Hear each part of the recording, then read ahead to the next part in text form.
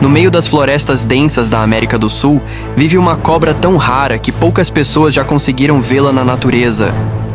Essa é a Bushmaster, a maior víbora das Américas, podendo chegar a quase 3 metros de comprimento. Diferente de muitas cobras, ela prefere ficar imóvel e perfeitamente camuflada entre folhas e troncos, esperando o momento certo para atacar. Seu veneno é extremamente poderoso e seu bote é rápido como um relâmpago.